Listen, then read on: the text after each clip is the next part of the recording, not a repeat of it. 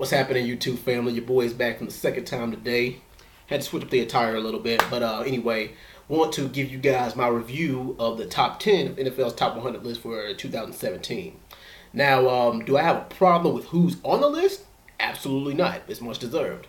But as far as where they are on the list, I might have a little bit of gripes and complaints with that, but I'll get to that in a second. Anyway, number 10, Matt Ryan. Probably my biggest complaint, but I'll get to that.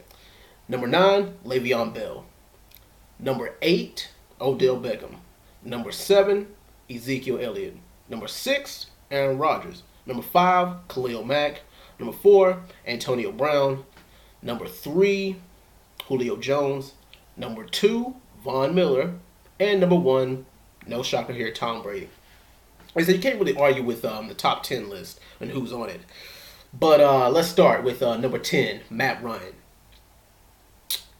How on God's earth does the league MVP get number 10 on the top 10 list?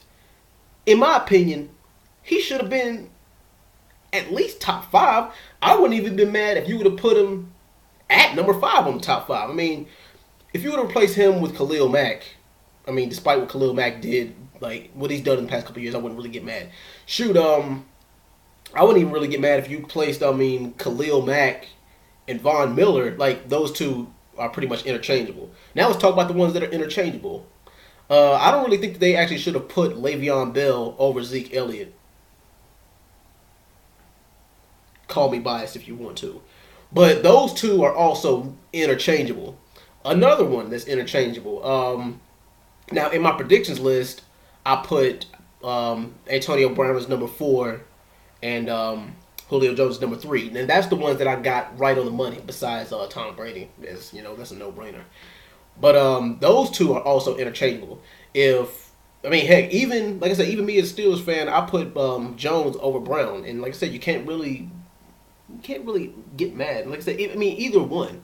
Now, the shocker on the list, from number 10 to number 1, I would have actually thought that Aaron Rodgers would have made the top 5, but, I placed him as number 10. I thought that, I actually thought that they were going to be ballsy and put Matt Ryan over Aaron Rodgers. But then a lot of people would have gotten mad. But see, this is why the list is voted by the players. But I've been saying this for years, that they need to have 2 different polls on the internet. They need to have one for the players, one where the players vote, and one for the fans vote. But hopefully, if they do that, then they have some knowledgeable fans and hopefully not some biased fans. Now, Khalil Mack. Khalil Mack is probably the most underrated guy on the top 10 list, because you don't normally expect a defensive player to make the top 10. Probably the biggest shocker in recent memory is probably having J.J. Watt as number 1, which was much deserved, because I believe that was the 2015 season. I was pulling for J.J. Watt to make the number 1 spot, and he actually did deserve it that year. Hopefully, a healthy J.J. Watt is probably the best damn football player in the world. Especially he probably is the best defensive player in the world, bar none. Nobody can argue that when he's 100% healthy. And I think if he gets himself together, if he's 100% healthy, then he'll probably make the top 10 list again. Now, number 2, Von Miller.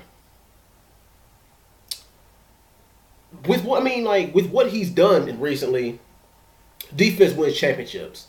Hell, if it wasn't for him, I don't think that the Broncos would have won the Super Bowl in 2016. If it wasn't for him, come on. Of course they had the sheriff. Of course they had probably one of the greatest quarterbacks of all time, Peyton Manning. But in that game, defense was the determining factor.